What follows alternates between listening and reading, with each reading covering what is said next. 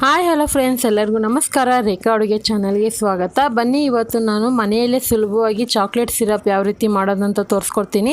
ಯಾಕಂದರೆ ಯಾವಾಗೂ ನಾನು ಮಿಲ್ಕ್ ಶೇಕು, ಕೇಕ್ ಆ ಥರ ಎಲ್ಲ ಮಾಡಿದಾಗ ಚಾಕ್ಲೇಟ್ ಸಿರಪ್ನ ಯೂಸ್ ಮಾಡ್ತೀನಲ್ಲ, ಸೊ ಅದೇ ರೀತಿ ನೀವು ಕೂಡ ಯೂಸ್ ಮಾಡಲಿ ಅಂತ ನಾನು ಈಸಿಯಾಗಿ ನಿಮಗೆ ತೋರಿಸ್ಕೊಡ್ತಾ ಇದ್ದೀನಿ.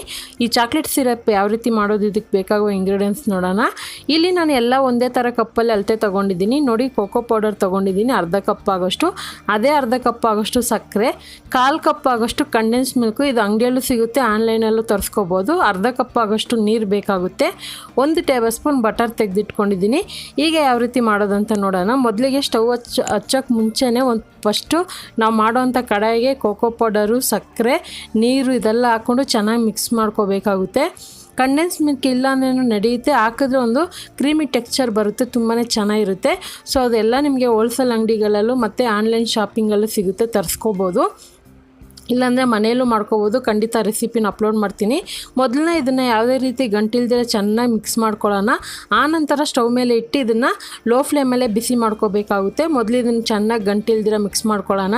ಈ ಚಾಕ್ಲೇಟ್ ಸಿರಪ್ನ ನಾನು ಮಿಲ್ಕ್ ಶೇಕಿಗೆ, ಕೇಕಿಗೆ ಡೆಕೋರೇಷನ್ ಮಾಡೋದಕ್ಕೆ ಆ ಥರದಕ್ಕೆಲ್ಲ ಯೂಸ್ ಮಾಡ್ತಾಯಿದ್ದೆಲ್ಲ. ಸೊ ಅದಕ್ಕೋಸ್ಕರ ನಿಮಗೆ ಈ ರೆಸಿಪಿನ ಅಪ್ಲೋಡ್ ಮಾಡ್ತಾಯಿದ್ದೀನಿ. ಸೊ ಈಸಿಯಾಗಿ ಮನೆಯಲ್ಲೇ ಮಾಡ್ಕೋಬೋದು. ಈಗ ಇದನ್ನು ಚೆನ್ನಾಗಿ ಗಂಟಿಲ್ದಿರ ಮಿಕ್ಸ್ ಮಾಡಿದ್ದೀನಿ. ಇವಾಗ ನಾನು ಸ್ಟವ್ ಮೇಲೆ ಇಟ್ಕೊಂಡಿದ್ದೀನಿ. ಸ್ಟವ್ನ ಮೀಡಿಯಮ್ ಲೋ ಫ್ಲೇಮಲ್ಲಿ ಇಟ್ಕೊಂಡು ಇದನ್ನು ಕುಕ್ ಮಾಡ್ಕೊಳ್ಳೋಣ. ನಾವು ಹಾಕಿರೋಂಥ ಸಕ್ಕರೆ ಎಲ್ಲ ಕರಗಿ ಇದೊಂದು ಸ್ವಲ್ಪ ಬಿಸಿ ಆಗಬೇಕು. ಅಲ್ಲಿವರೆಗೂ ಈ ಥರ ಕೈ ಬಿಡ್ದಂಗೆ ಮಿಕ್ಸ್ ಮಾಡ್ಕೊಳ್ಳೋಣ. ಸ್ವಲ್ಪ ದಪ್ಪ ತಳದ ಪಾತ್ರೆ ತೊಗೊಳ್ಳಿ, ಆವಾಗ ನಿಮಗೆ ತಲೆ ಹಿಡಿಯೋ ಚಾನ್ಸಸ್ ಇರೋಲ್ಲ. ನೋಡಿ, ಸಕ್ಕರೆ ಎಲ್ಲ ಕರಗಿ ಇನ್ನೇನು ಬಿಸಿ ಸ್ಟಾರ್ಟ್ ಆಗಿದೆ. ಆವಾಗ ನಾನು ಕಂಡೆನ್ಸ್ ಮಿಲ್ಕ್ ಹಾಕ್ಕೊತಾ ಇದ್ದೀನಿ. ಇದೆಲ್ಲ ಹಾಕ್ಕೊಂಡು ಚೆನ್ನಾಗಿ ಮಿಕ್ಸ್ ಮಾಡ್ಕೊಳ್ಳೋಣ. ಕಂಡೆನ್ಸ್ ಮಿಲ್ಕ್ ಇಲ್ಲ ಅಂದ್ರೂ ನಡೆಯುತ್ತೆ, ಪರವಾಗಿಲ್ಲ, ಸ್ಕಿಪ್ ಮಾಡ್ಕೊಳ್ಳಿ. ಆದರೆ ಹಾಕಿದ್ರೆ ಟೇಸ್ಟ್ ಅನ್ನೋದು ತುಂಬಾ ಚೆನ್ನಾಗಿರುತ್ತೆ. ಅದ್ರ ಬದಲು ನೀವು 1/4 ಕಪ್ ಎಕ್ಸ್ಟ್ರಾ ಸಕ್ಕರೆನೇ ಆ್ಯಡ್ ಮಾಡ್ಕೊಳ್ಳಿ. 3/4 ಕಪ್ ಸಕ್ಕರೆ ಕೂಡ ತೊಗೋಬೋದು, ಅಥವಾ 1 ಕಪ್ ಕೂಡ ಸಕ್ಕರೆ ತೊಗೋಬೋದು. ನಿಮಗೆ ಸ್ವೀಟ್ ಎಷ್ಟು ಬೇಕೋ ನೋಡಿ ಹಾಕ್ಕೊಳ್ಳಿ. ಇಲ್ಲಿ ನಾನು ಬಟರ್ ಹಾಕ್ಕೊತಾ ಇದ್ದೀನಿ.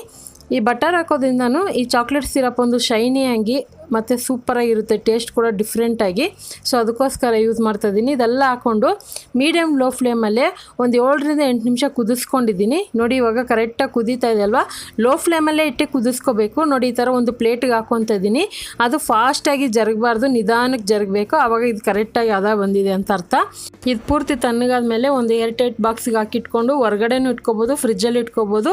ಒಂದು 5ರಿಂದ 6 ತಿಂಗಳವರೆಗೂ ಇದನ್ನು ಸ್ಟೋರ್ ಮಾಡ್ಕೋಬೋದು. ಖಂಡಿತ ಇವತ್ತಿನ ತೋರಿಸಿರೋಂಥ ರೆಸಿಪಿ ನಿಮಗೆಲ್ಲ ಇಷ್ಟ ಆಗಿದೆ. ನೀವು ಮನೇಲಿ ಇದೇ ರೀತಿ ಟ್ರೈ ಮಾಡಿ, ಯಾವ ರೀತಿ ಇತ್ತು ಅಂತ ಕಮೆಂಟ್ ಮಾಡಿ, ಲೈಕ್ ಮಾಡಿ, ಶೇರ್ ಮಾಡಿ. ರೇಖಾ ಅಡುಗೆ ಚಾನಲ್ನ ಸಬ್ಸ್ಕ್ರೈಬ್ ಮಾಡಿ. Thank you for watching. Bye.